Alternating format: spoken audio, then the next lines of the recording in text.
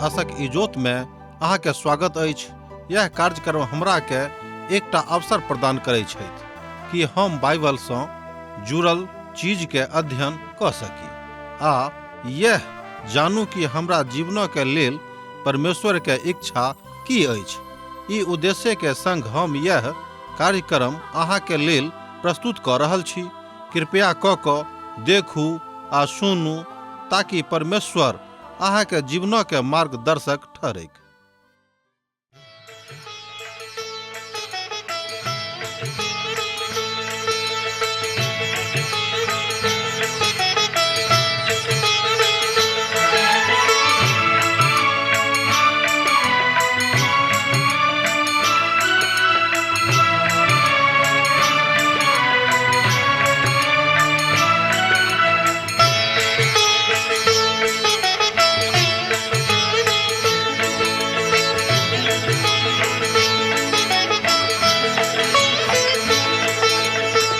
हे परमेश्वर हे यीशु राजा, विनती हमर स्वीकार करू।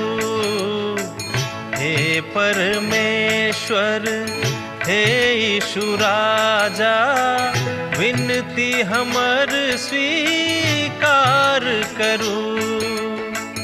आदि में वचन छलहुँ, वचनक संग छलहुँ। आदि में वचन छलहुँ, वचनक संग छलहुँ। वचन सँ सब किछ आहि बनैलहुँ। वचन सँ हमरा उद्धार करू। हे परमेश्वर हे यीशु राजा, विनती हमर स्वीकार करू। हे परमेश्वर। आशा के इजोत मैथिली कार्यक्रम में हम एक बेर और अहाँक अभिनंदन प्रभु यीशु मसीह के मीठ आ पवित्र नाम सँ कऽ रहल छी। हमरा सब अखन नहुमा के पोथी के अध्ययन में लागल छी। आजुक दिन हमरा सब एहि पोथी के दोसर अध्याय आ तकर 6म पद सँ लऽ कऽ 13म पद धरि देखब। तहन आजुक अध्ययनक आरंभ हमरा सब नहुमक पोथी के 6म अध्याय के एहि पदक पढ़ि कऽ आरंभ कऽ रहलहुँ हैं। देखियौ हमरा संगे पद 6 के। नदी सभक फाटक के खोलि देवल जाइत अछि आर राजमहल गलि कऽ बैस जाइत अछि। नहुमक पोथी दोसर अध्याय तकर 6म पद। नहुम एहिठाम भविष्यवाणी कऽ रहल छथि जे तिर्गिस नदी नगरी के रूप में बदल जाइत अछि और ओहि काल में एहि बातक संकेत भऽ गेल रहै। ओहि प्रक्षेत्र में भारी बरखा के कारणे नदी में बाढ़ि आबि गेल रहै। ध्यान दियौ, ओहि प्रक्षेत्र में भारी बरखा के कारणे नदी में बाढ़ि आबि गेल रहै और नदी के पानि देवारक एक हिस्सा के लऽ लेने रहै और नगर एकटा जलाशय के जकाँ झलकऽ लागल रहै। नदी के फाटक सब खोलि देवल जाइत अछि। हम सोचे छी जे पानि कारणे राजभवन अर्थात राजमहलक नेव हिल गेल रहै और सब ठाम पानि पानि भऽ गेल छलैक। प्रोफेन जे एकटा इतिहासकार छथि ओ बताबै छथिन कि नगर देवारक अर्थात नगरी के देवारक बड़ पैघ हिस्सा बाढ़ि बहा कऽ लऽ गेल छलैक।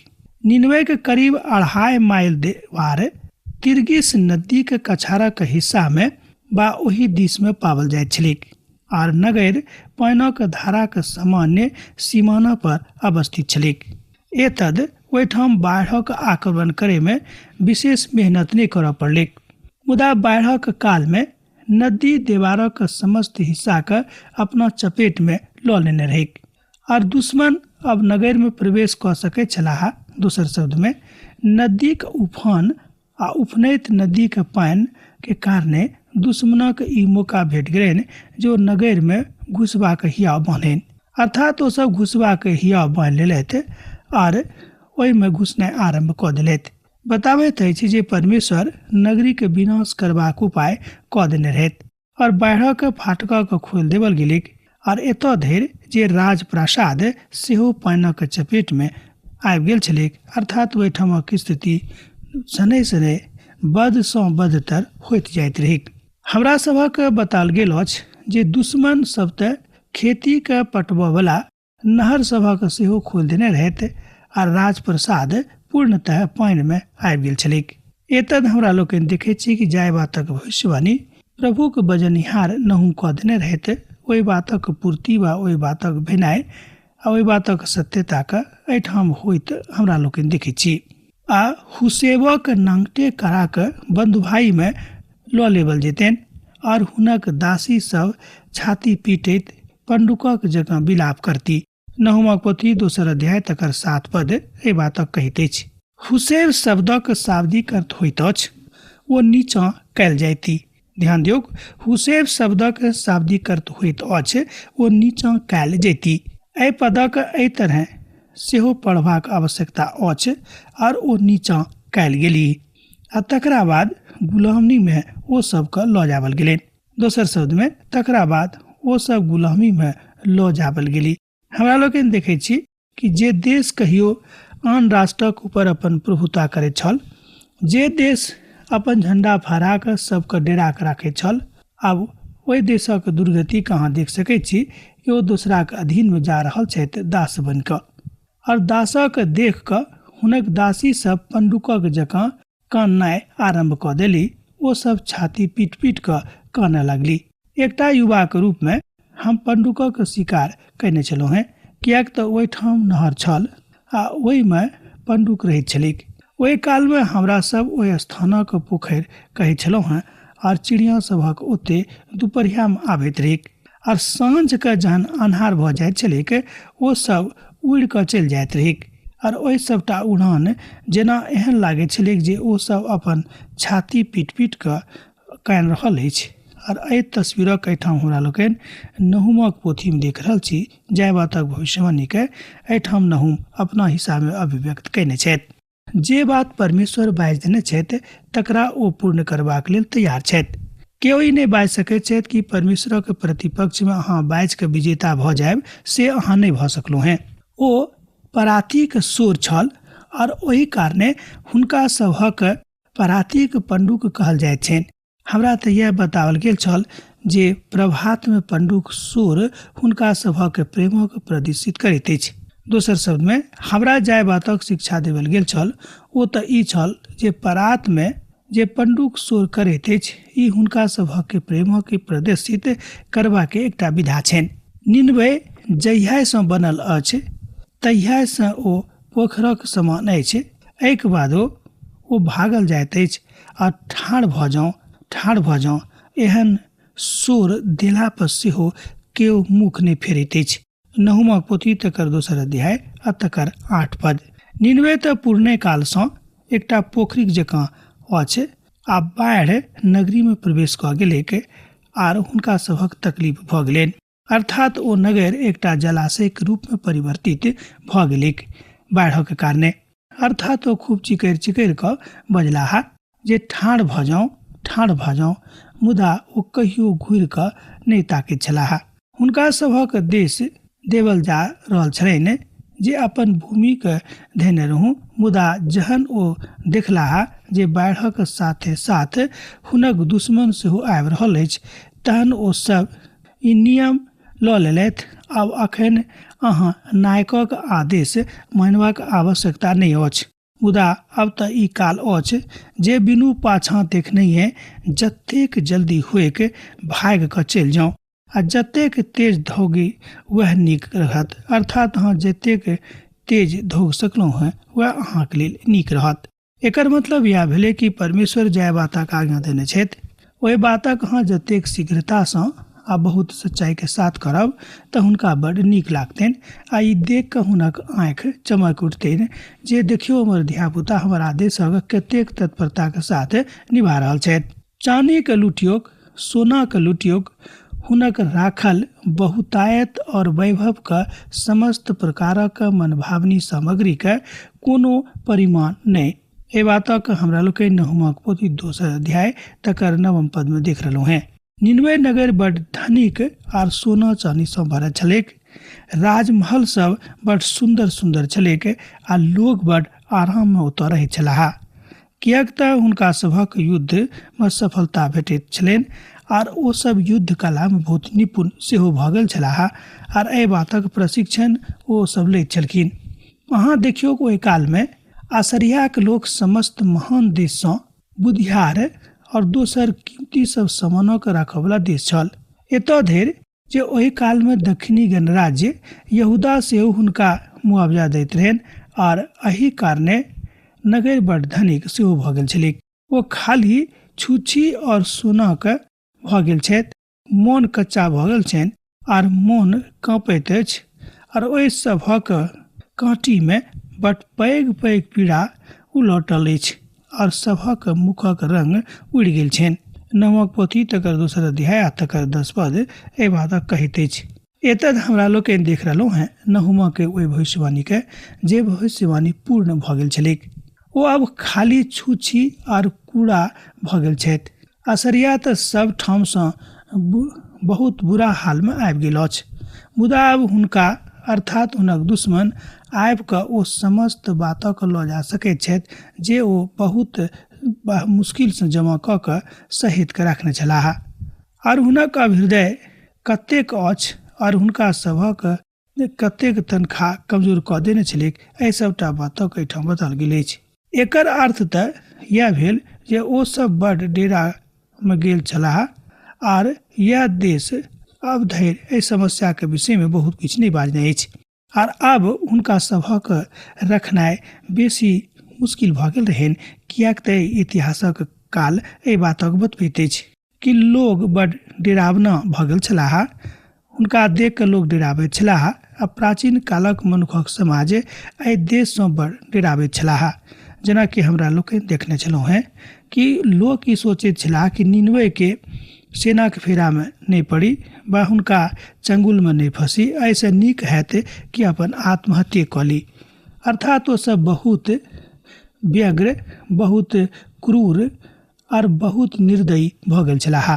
नहुम कहैत छथि जे हुनका सभक मुख लटकि गेल रहनि और कायर सेहो भऽ गेल रहनि और ओ सब अपन अपन मुख पर गर्दा सेहो फेंक रहल छलाह। एहि बातक हमरा लोकनि देखै छी कि जे देश कहियो घमंड में चूरम चूर छल, जे देश कहियो दूसरा के मनुख बुझते नहीं छलैथ, देखियो हुनक दशा केहन भऽ गेलनि, कियाक कि परमेश्वरक न्याय छनि।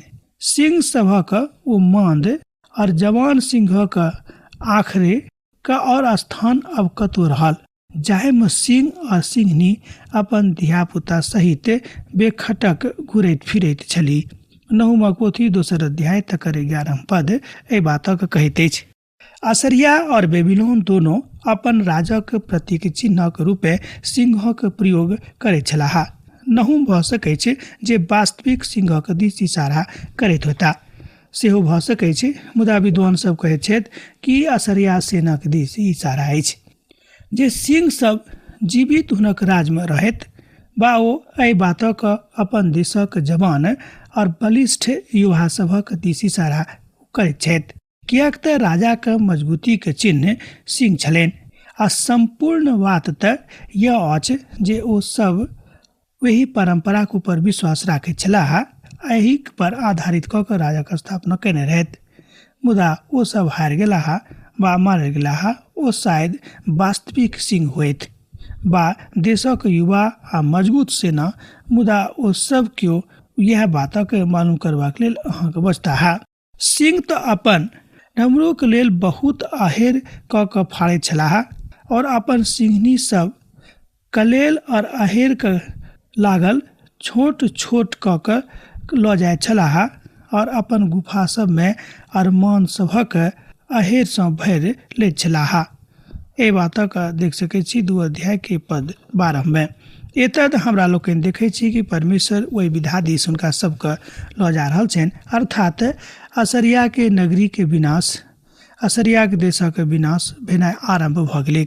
ओ सब शायद वास्तविक सिंह छलाह बा असरिया के सेना हुनका सभक लेल भोजन वस्तुक कमी कहियो नहि रहनि। ओ सब तऽ मस्त भऽ कऽ अपना देश में घुरै छलाह आ खूब पौष्टिक भोजन करै छलाह, मुदा आब हुनका सभक लग में किछु खाय के नहीं छलनि, कियाक तऽ हुनक दुश्मन अब सब किछु उठा कऽ लऽ गेलथि। सेना के प्रभु के यह वाणी छनि, हम अहाँके प्रतिकूल में छी आर ओकर रथक भस्म कऽ कऽ धुआं में ठाड़ देब। अच्छा धुआं में ठड़ा कऽ देब और हुनक जवान सिंहक जंजीर तलवार से मारल जेता। अब अहाँक अहेरक धरती पर से नाश कऽ देब और अहाँक दूतक शोर फेरू कहियो सुनल नहीं जायत। ए बातक अहाँ देख सकै छी नहुमक पोथी तकर 2 अध्याय आ तेकर 13 पद में। एहिठाम आखिरी प्रभाग में बतावल गेल अछि, हम अहाँक अहेर के धरती पर से नाश कऽ देब और अहाँक दूत के शोर फेरू कहियो अहाँके सुनाई नहीं पड़त। अर्थात अहाँक दूतक शोर पुनः कहियो दोसर बेर सुनल नहीं जायत। एहिठाम परमेश्वर अब अपन न्याय आरंभ कऽ देने छथि। नहुम जाय बातक के भविष्यवाणी केने रहथि। प्रभु यहोवा कहै छथि जे हम अहाँके प्रतिपक्ष में छी आ परमेश्वर एहि बातक सर्वदा कहैत रहैत छथि। ओ तऽ मात्र कहैत छथि, ओ अहाँके बातक एमर उमर कऽ दैत छथि। एजेकियलक पोथी तकर 38 अध्याय और 39 अध्याय में एही बातक बतावल गेल अछि। मुदा एहि बातक बड़ व्यवस्थित रीति से बतावल जाइत अछि। वो प्रभु के महिमा के बता रहल छथि। परमेश्वर कहै छै जे ओ तऽ अब कहियो देखाई नहीं पड़ता है। एहिठाम नहुम बाजि रहल छथि जे हम अहाँके प्रतिकूल में छी आर ओ निनवे से गप कऽ रहल छथि। ओ सब तऽ ओ लोग छलाह जिनका लग परमेश्वर विशेष संवाद वाहक पठौने रहथि। अर्थात ओ सब तो वह सब लोग रहे जिनका लग परमेश्वर विशेष कऽ कऽ संवाद वाहक के पठौने छला। और ओ संवाद वाहक जे निनवे गेल छलाह ओ योना रहथि। ओ सब जीवित परमेश्वरक मानि कऽ पुनः हुनका सँ अर्थात हुनका दिस फिर गेल छलाह। तहन हुनका सभक परमेश्वर बहुत बेसी आशीष दऽ देने छलनि। मत्ती रचित सुसमाचार तकर 6 अध्याय और तकर 23 पदक कने देखियौ। लोक इजोतक देखलाक बादो पुनः तुरंत ओहिमे सँ घुरि कऽ परिवर्तित भऽ जाइत छथि। अहाँ आ जँ अहाँक आँखि खराब होइत तऽ अहाँक संपूर्ण देह सेहो अन्हार में भऽ जायत। एहि कारणे ओ इजोत जे अहाँक अछि, अहाँ जँ अन्हार भऽ जायक तो अन्हार कतेक घोर होइत।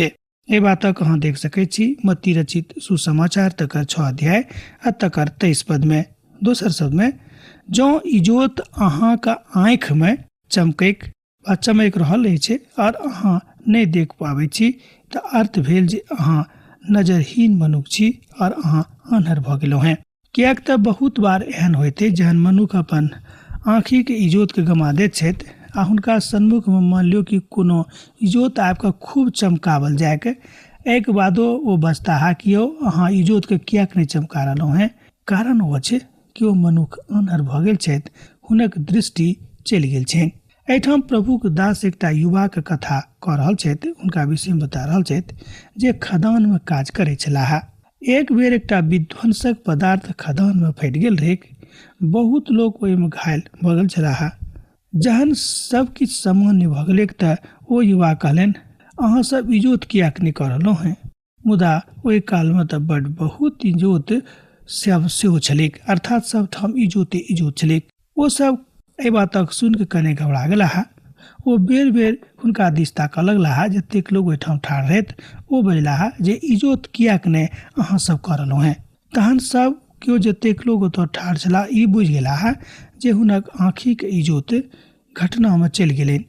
लोग सब ठाढ़ भऽ कऽ हुनक एहि बातक एहि अवस्था के किंग कर्तव्य विमूढ़ भऽ कऽ सुनि रहल छलाह आ आश्चर्य सँ हुनका दिस देख रहल छलाह। कियाक तऽ किनको लग में एहि समस्याक समाधान नहि छलनि आ नहि केओ एहि समस्याक समाधान कऽ सकैत छलाह। मुदा जाबे धरि ओ सब अन्हार में छलाह, केओ हुनका ई नहि बाजि सकलखिन जे ओ अन्हर भऽ गेल छथि और ओ स्वयं एहि बातक नहि बाजि सकैत छलाह जे अन्हार भऽ गेल अछि। कियाक तऽ ओ बुझि गेल छलाह जे अखन धरि ओहिठाम बिजली नहि आयल छलैक। अहाँ बाजि सकैत छी जे अन्हार कतेक नीक भयानकताक अछि, अर्थात अन्हार कतेक नीक भयानकताक परिदृश्यके सन्मुख में लऽ आनैत अछि। एकर अर्थ भेल जे अहाँ इजोत विहीन भऽ गेल छी और अहाँक लग में जे परमेश्वरक इजोत छल से अहाँके छोड़ि कऽ चलि गेल अछि। और यह तस्वीरक एहिठाम नहुम दऽ रहल छथि असरियाक लग में इजोत रहन, मुदा ओ सब ए बातक नहीं माने चलाहा। ओ इजोतक तिरस्कृत क देने रहत। ओ सब इजोत के तिरस्कृत क देने रहत, अर्थात परमेश्वरक वचनक माननाय छोड़ देने रहत। और जहन अहाँ इजोतक तिरस्कृत क दै छी, अहाँक उत्तरदायित्व बढ़ि जाइत अछि। हम हुनक रथक धुआं जे जरा देबेन, और तलवार हुनक सिंहक काटि के विनाश क देतैक, और पुनः कहब जे ओहो सब वास्तविक सिंह भ सकै छथि, वा हुनक सेना और सेनाक किछु चुनल योद्धा सब। मुदा हम विश्वास करै छी जे ई हुनका युवा योद्धा शूरवीरक तरफ इशारा करैत अछि, कियाक त सिंह असरिया राष्ट्र के प्रतीक चिन्ह छलैक, जे हुनक राष्ट्रक मजबूती के दर्शाबैत रहन। ए बातक हमरा लोकनि एहिठाम देखै छी। एतद भ सकै कि हुनका सबक विश्वास कमजोर भ गेल हेतनि, आर ओ सब एम्हर उम्हर ताकैत हेताह। और हम धरती पर से हुनक स्थानक हटा देब, और हुनक सेवकगणक और अब आगाँ सुनाई नहीं पड़तेन, अर्थात हुनक सेवकगणक स्वर अब हुनका आगाँ सुनाई नहीं देतेन। और ई अंतिम न्याय, अर्थात ई अंतिम न्याय के नोट अछि। 100 बरख पहिने निनवे के परमेश्वर अपन दया से छोड़ा लेने रहत, कियाक त ओ सब अपन पाप से मन फिरौने रहत, आ ओ सब अपन पाप से मन फिरा क प्रभु के तरफ घुरि गेल छलाह। मुदा जहन ओ काल बीत गेलैक, अर्थात ओ समय बीत गेलैक, तकरा बाद ओ सब पुनः पाप में खसि पड़लाह। और अब परमेश्वर हुनका सबक, अर्थात हुनक न्याय कर जा रहल छलाह। ओ हुनका सबक बाजि रहल छलाह जे हम अहाँके प्रतिपक्ष में छी। जहन परमेश्वर प्रतिपक्ष में भ जायत त के अहाँक बा हमरा पक्ष में हैत, कियाक त पवित्र पोथी बाइबिल कहैत अछि कि जँ परमेश्वर अहाँक पक्ष में छथि त अहाँक विरोधी के भ सकैत छथि। एहिठाम नहूमक भविष्यवाणी में हमरा लोकनि उल्टे देखैत छी, बा उलट बात के देख रहल छी। एहिठाम परमेश्वर बाजि रहल छथि कि हम अहाँक प्रतिपक्ष में छी, अर्थात अहाँक विद्रोह में छी, अहाँक द्रोही में छी, अहाँक विरुद्ध में छी। जहन परमेश्वरे हुनक विरोध में छनि, हुनक विरुद्ध में छनि, तहन के हुनका मदद क सकते। और जहन अहाँ इजोतक तिरस्कृत क दै छी, ध्यान दियौ, आ जहन केओ अहाँ वा हम इजोत के तिरस्कृत क दै छी त उत्तरदायित्व अहाँ वा हमर बढ़ि जाइ छै। हम हुनक रथक धुआं में जरा देबेन, आ तलवार हुनक सिंहक काटि क विनाश क देतैक, आर पुनः कहब जे ओ सब वास्तविक सिंह भ सकै छलाह, वा हुनक सोना और देना के किछु चुनल योद्धा सब हुनका सभक दरकार रहनि।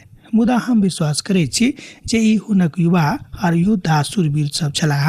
ई बात हुनके दिस इशारा कयल गेल अछि। हमरा लोकनि देखै छी कि परमेश्वर सब किछु करैत छथि, आजू करताह, हुनका पर विश्वास करियौ। अब आजुक अध्ययन हमरा एही ठाम समाप्त करबाक आज्ञा दिअ। दोसर दिन दोसर कार्यक्रम में पुनः अहाँ से भेंट हैत। यीशु के नेह अहाँक जिंदगी में बनल रहैक। आमीन। हमर विश्वास अछि कि ई कार्यक्रम अहाँके लेल लाभदायक सिद्ध अछि। हम चाहै छी कि अहाँ अपन आशीषके हमरा संग साझा करू।